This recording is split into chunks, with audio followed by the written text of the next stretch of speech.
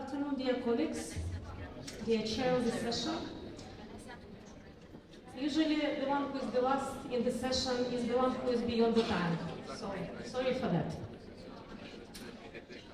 I would like to present today to you Ukrainian experience. This is experience of the country as a whole. I'm not presenting experience of one particular project. It is cumulative experience of many efforts and multiple organizations behind these efforts.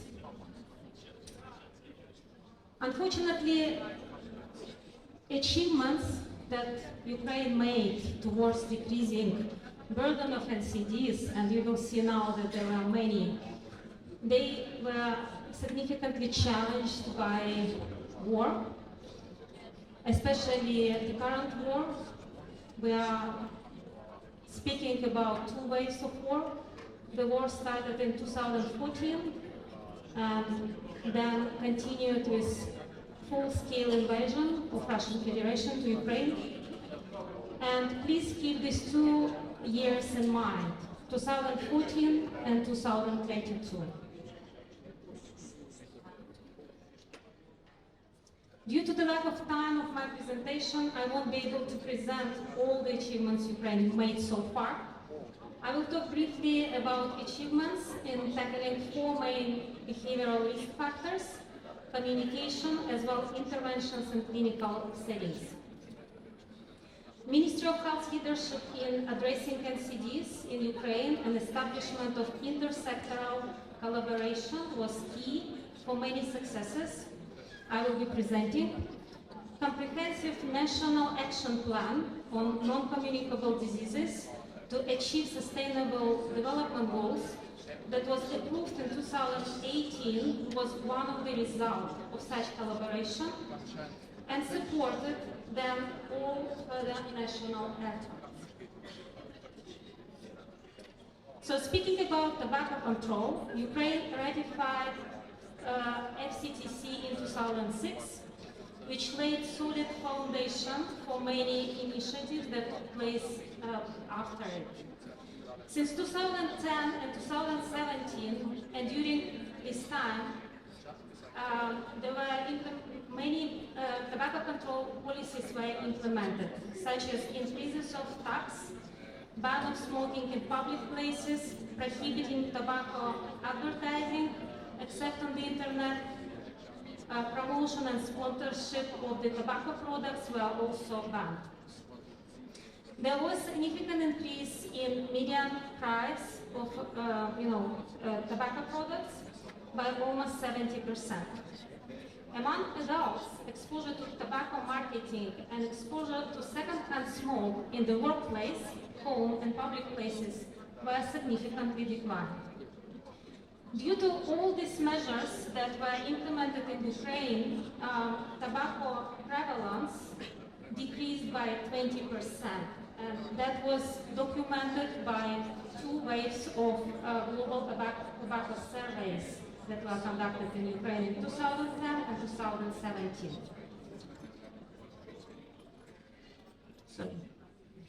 There were also notable decrease in smoking prevalence amongst 15-16-year-old adolescents, and that was documented in European School Survey Project on alcohol and other drugs. However, in 2019, when we implemented STEPS survey for the first time in Ukraine, we were a bit disappointed because we actually saw that tobacco prevalence has increased. And we were wondering why this increase took place. And we think that the main reason for that is that STEP survey captured very well novel tobacco products that became very popular among all age groups of the population. But it was also very well documented in STEPS that novel tobacco products were used by almost 1/5 of the population aged from 18 to 29 years old. So younger population was more affected by promotion and advertisement by tobacco companies of these products. We also saw that every fifth current smoker had tried unsuccessfully to stop smoking, which also gave us a message that access to quit services, quit tobacco services is limited, as well as we have limited access to treatment. Ukraine is committed to reduce tobacco consumption and apply measures introduced in the Empower tool by WHO, which is placed in the middle of the slide. There are recent initiatives to control tobacco. For example, recently, Ministry of Health and Central Public Health established a website platform to complain for everyone. I mean, each citizen in Ukraine can complain if someone is not following anti-tobacco legislation. Novel products are now regulated. The new law came to force in July 2023. So basically, all the restrictions to novel tobacco products are now the same as for any previously used tobacco products, cigarettes, that were quite well regulated by legislation in Ukraine. There was also a quitting tobacco services established before by non-governmental organization, and unfortunately, due to the end of funds, the quit tobacco service line was stopped in Ukraine. So now there is a plan to re-establish this service based in the Center of Public Health of Ukraine. There were also more strict regulations about warning signs, and again this came with the recent regulations and legislation. Communication against tobacco smoking is ongoing. There is also raising taxes on tobacco legislation. This is a 7-year plan to increase tobacco excise taxes by 20% annually. And that includes also e-cigarettes. And there are also other initiatives that are ongoing in Ukraine. As it relates to alcohol consumption, Ukraine managed to implement very important legislation, such as restrictions on physical availability of alcohol, restrictions on exposure to alcohol advertisement, and there were also improvements in treatment protocols. Due to all these regulations, we were happy to see that the total consumption per capita of alcohol started to decrease in Ukraine. That also, led to, kind of to see that we are, on a lower consumption level compared to the neighboring country. As you can see in this global map, country attributable to alcohol, non-communicable diseases also decreased, and this is also you can see it on the global map. However, we do know that alcohol is a problem in Ukraine, and that was again proved by STEP survey, where 2/3 of men and half of women were drinking alcohol in the previous 30 days. And the practice of heavy drinking was also quite prevalent in Ukraine. With regard to nutrition, again, Ukraine achieved, maybe not that many things, but there were a lot of initiatives that were interrupted because of the, war. But few things are notable on the achievements here. First of all, Ukraine managed to introduce regulation against trans fatty acids, so to eliminate trans fats in the food products. And this legislation is coming into force in a few days, basically, on the 2nd of October. There were also a number of regulations approved for school settings, including ban of sugar, salt product in school settings, and new menu for school canteens was also developed and approved by the Ministry of Health. But as you can see in the slide, we do have issues here. Ukrainian population is consuming a lot of salt. There are 2/3 of the population are obese, and 2/3 of the population do not eat enough fruits and vegetables. Physical activity is very high in Ukraine, as it was shown by steps. and Ukraine is among the country with the highest physical activity level in European region. Again, that was the success due to a number of initiatives that were implemented in Ukraine, including presidential initiative and action plan that was implemented behind that. Well, this is something that I thought, based on our discussions and presentations and everything that I've heard yesterday and this morning, I think this might be of particular interest to Kosovo. So I would like to stop here a little bit and explain what kind of changes happened in Ukraine in terms of improving access to NCD clinical services.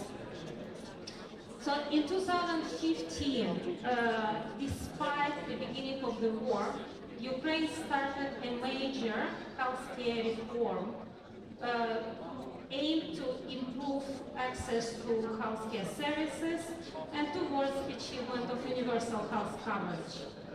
In 2018, the National Health Services of Ukraine was established, and there were also state guarantee packages linked to these